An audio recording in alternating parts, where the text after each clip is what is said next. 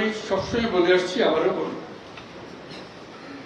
এই জাতির সম্ভাবনা অসীম। এই জাতির যে তরুণ সম্প্রদায়, তার যে সৃজনশীলতা, তার যে উদ্যম অন্য জাতির তুলনায় অনেক অনেক বেশি।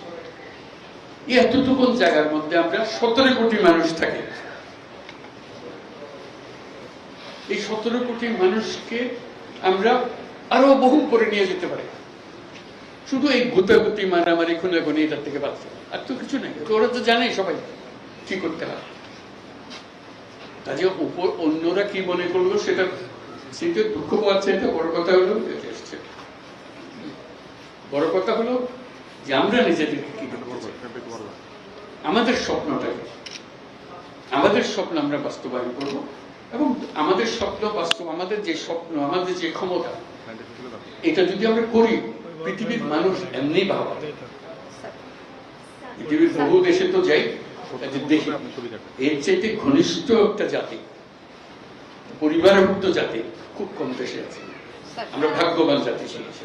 ওইগুলো সব নষ্ট হয়েছে বলে তাকে দুঃখের মধ্যে। কাজে আপনি এটা যদি পরিষ্কার না করেন আর যাবেন কোথায়? আবার বর্বরতার মধ্যে থেকে গেলেন।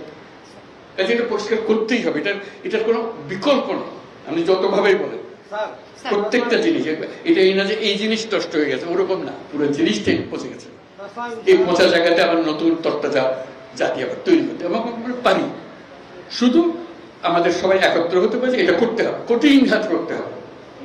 কঠিন যদি না হন এটা পারবেন না, থেকে যাবে, মানে বীজ থেকে যাবে। বীজ থাকলে একটা সমাধানে হবে না। তো আপনি বলছেন, আমি বলছি আপনার একটা অংশ, কিন্তু আরো বিষয় আছে, সব একসঙ্গে দিতে হবে এবং করতে হবে। এটা মুক্তি পাওয়ার উপায় নেই।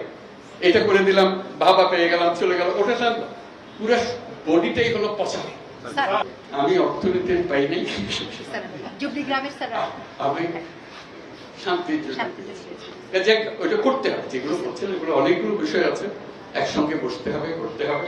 সব লড়ার পথের অবস্থা করতে আছে, কোনোটাই সিদ্ধান্ত চলে যায়। কাজে এটাকে ঠিক করা এবং সবাইকে সমর্থন দিতে হবে।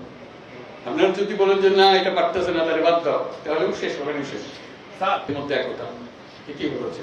একতা হলে সবকিছু সম্ভব, ঐক্যটা সবাই এগিয়ে থাকবে। আমি কর্মসংস্থান সরকার করে দেবো এটার কথা বলতেছি না। আমার কথাটা হলো, আমরা চাকরি চাই না, আমরা চাকরি প্রার্থী নই, আমরা চাকরির দাতা। সেই জিনিস এই আয়োজন, এটা আয়োজনের বিষয়। কাজে প্রত্যেকের মধ্যে শক্তি আছে, একজন পারে। এটা পৃথকভাবে এখন আমি তো ডিটেলস জানি না। রংপুরে যখন আসতাম তখন অনেক কথা জানতাম, বহুবার এসেছি, বহুবার গেছি। কাজে এখন আবার নতুন ভাবে দেখতে হবে কোনটা কি অবস্থা। সবকিছু সম্ভব। যন্ত্র যেটা আমরা নিজেদের জন্য তৈরি করেছি, এটা পচে গেছে বলে কিছু হচ্ছে।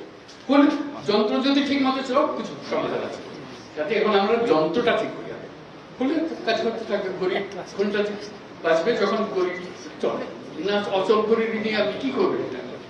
এটা নিয়ে যত কান্নাকাটি করে কিছু করতে পারবেন না। যন্ত্রটা ঠিক করার জন্য এটাই হলো মুহূর্ত। সেখানে আপনাদের ভূমিকা খুব। এইটা তো কেউ বলে নাই এখনো। আলাপ হলে তখন দেখা যাবে কতদিনে হলে ভালো হবে, যেটা আপনারা বলেন।